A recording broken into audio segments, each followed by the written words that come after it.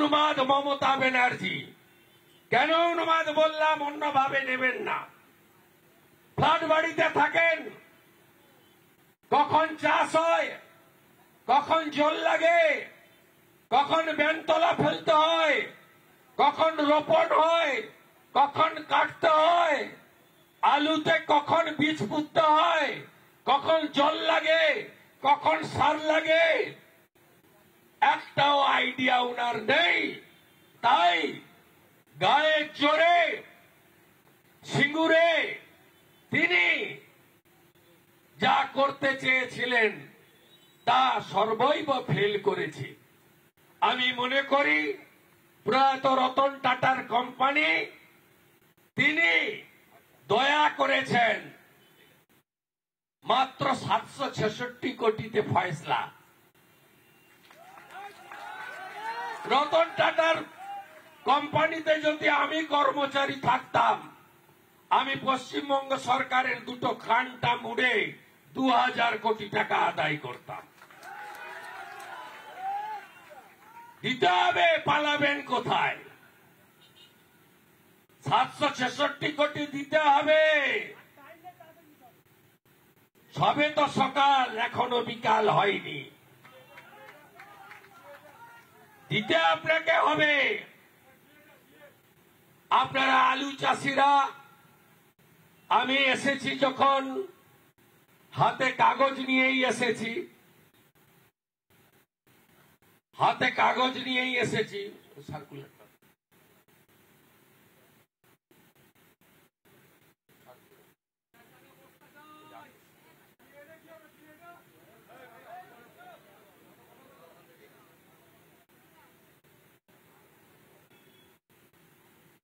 এই সার্কুলারটা দেখুন তো।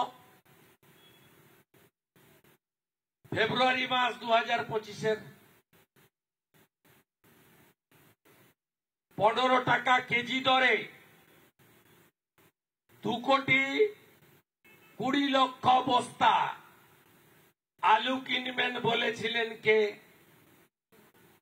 এখানকার ডাকাত বেচারাম মান্না কালকে নাকি শোভনদেব চ্যাটার্জিকে নিয়ে আসছে।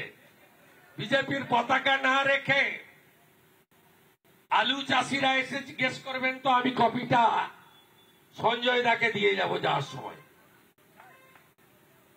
দেখুন, government of West Bengal agriculture marketing department ফেব্রুয়ারি 25, 2025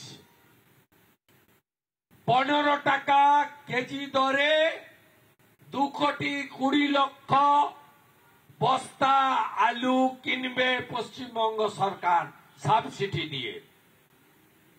লোক দেখানো কয়েক হাজার বস্তা কিনে কাজ শেষ করেছে। আজকে রতনপুরে 12 টাকা কেজি আলু বিক্রি হচ্ছে। কেটে কুটে কৃষক পাচ্ছে 8.5 টাকা। কোল্ড স্টোরেজের দাম, ভাড়া, আলু শুকনো করার খরচ বাদ দিয়ে ফসলে পার কেজি 3 টাকা করে মিনিমাম আমার অন্নদাতা ভগবান কৃষকরা লস করছে। দায়ী কে? চোর মমতা আবার কে? এদের ক্ষমা করবেন আপনারা? রাজ্যে আলু লাগে কত? 60 লক্ষ মেট্রিক টন। উৎপাদন হয় কত? 1.4 কোটি মেট্রিক টন। উদ্বৃত্ত আলু পাঠান কোথায় আপনারা? বাইরের রাজ্যে। দুবার আলুর দাম ওঠার পরে পুলিশকে দিয়ে বর্ডার আটকে মার্কেটটা উত্তরপ্রদেশ আর পাঞ্জাব দখল করে নিয়েছে। আপনি যত পারেন আলু প্রোডাকশন করুন, বাইরের রাজ্য আর নেবে না বাংলা থেকে। সর্বনাশটাই মুখ্যমন্ত্রী। হর হর সর্বনাশটা এই মুখ্যমন্ত্রী কিভাবে আপনাদের পার্মানেন্ট সর্বনাশ করেছেন আপনারা নিজেরা দেখেছেন।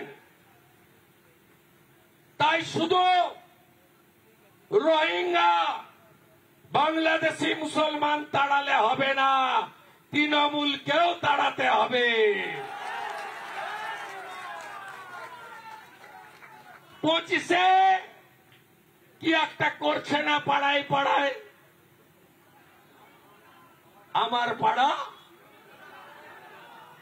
26-এ আমার পাড়া, আমার পাড়া, আমার পাড়া, আমার পাড়া, আমার পাড়া, আমার পাড়া, তৃণমূলকে তাড়াতে হবে।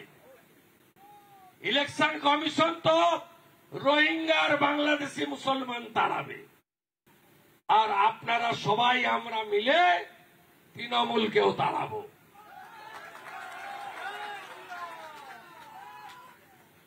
নানা ধরনের কন্টেন্ট দেখার জন্য লাইক করুন, শেয়ার করুন আমাদের ফেসবুক পেজ, সাবস্ক্রাইব করুন আমাদের ইউটিউব চ্যানেল। পাশাপাশি অন্যান্য ব্রেকিং নিউজের জন্য অবশ্যই চোখ রাখুন রিপাবলিক বাংলায়।